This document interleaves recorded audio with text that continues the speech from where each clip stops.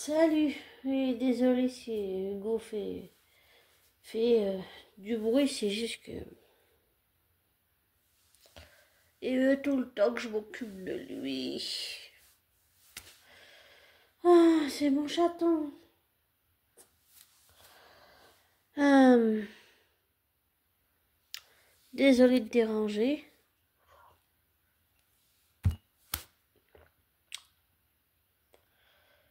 Hmm,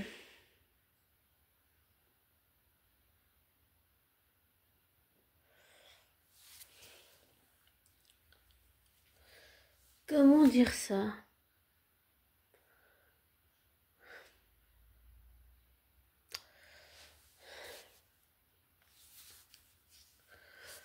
J'ai réalisé que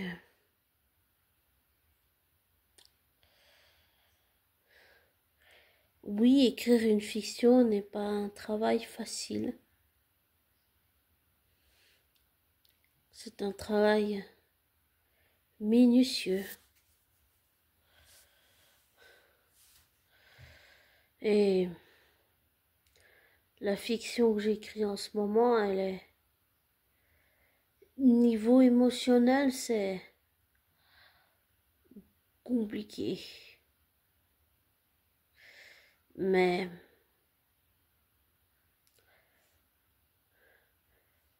compliqué parce que les personnages ont beaucoup de liens entre eux. Et si je me lève, désolé, mais il y a Hugo. J'ai juste pas envie de me ramasser ses griffes. Oh mon bébé.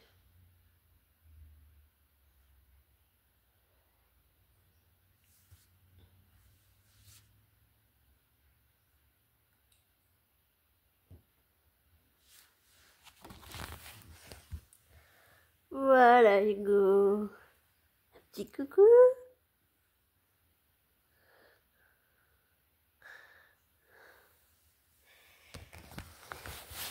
Désolé pour le bruit.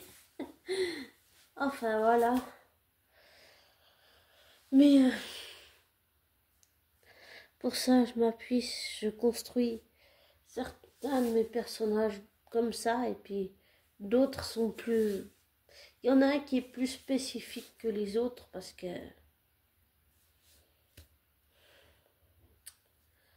en fait, il prend beaucoup d'importance. Et je pensais pas qu'il en prendrait autant.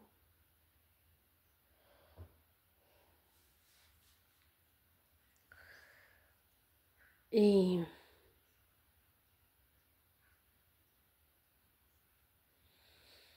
sur le plan affectif aussi, c'est compliqué. Je ne connais pas les règles des gangs.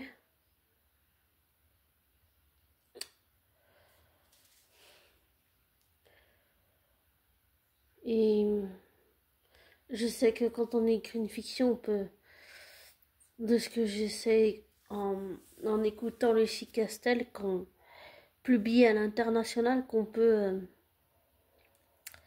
créer ses propres règles en fait. Et c'est ce que je fais, mais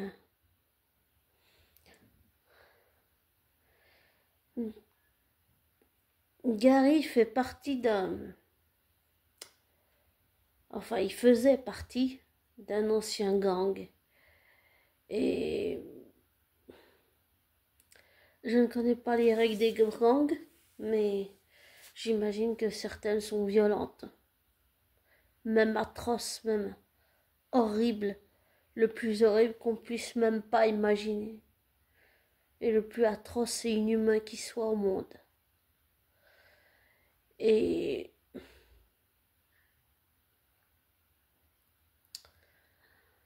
Gary est compliqué et complexe. Et il a souvent tendance à pas se maîtriser. Et quand il explose de colère, ça monte dans les tours. Un peu comme Rumpelstiltskin, Mr. Gold et la bête et le crocodile. Il est volcanique. Quand il explose, tu peux rien faire. Juste attendre que ça passe. Mais j'ai bon espoir qu'avec ce qu'il est en train de vivre, il va se radoucir. Quelque chose me dit que ça va arriver. Mais j'essaie de construire l'histoire de façon à ce qu'elle soit cohérente, désolé. Et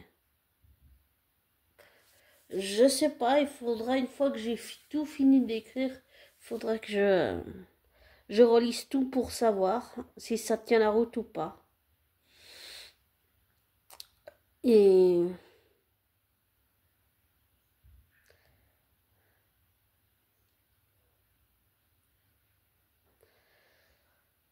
je sens que ce que va vivre Gary, ça va le ramener à son origine, là d'où il vient.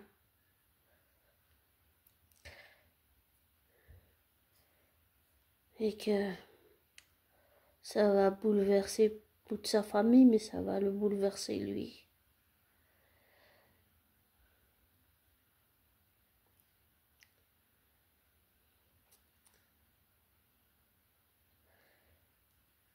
Et le fait de faire des recherches sur cet acteur écossais, ça me permet de construire le personnage de Gary Sacha et de lui donner plus de profondeur. J'ai pas la même méthode de travail que J.K. Rowling, mais je m'inspire aussi beaucoup d'elle et aussi de toutes les séries que j'ai connues, par exemple Vampire Diaries, tous les films, tous les dessins animés qu'on connaît, qu'on a vus, qu'on a vu en dessin animé, qu'on a vu en live action.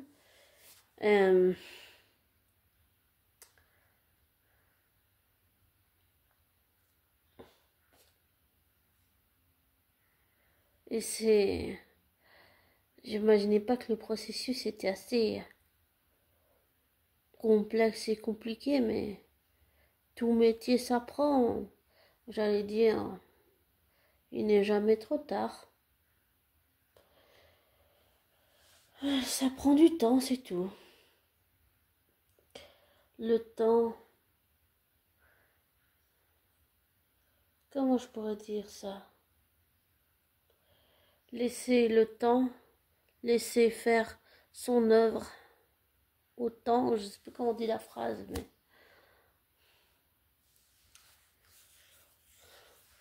En tout cas, je prends tout ce qui m'est utile de cet acteur écossais pour mon personnage parce que il y a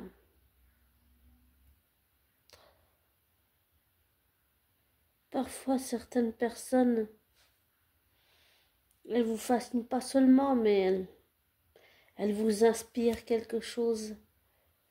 Elles éveillent des choses, beaucoup de choses, pas que des traumatismes, mais aussi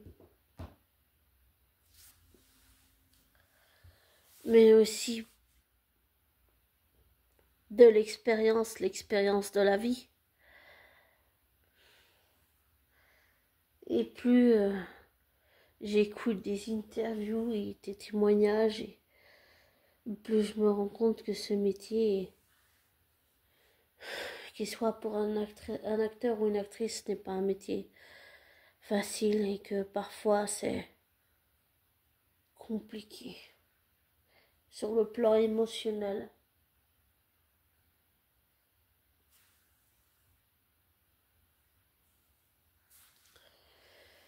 Et que parfois il faut faire des choix difficiles qui peuvent être bouleversants émotionnellement compliqué.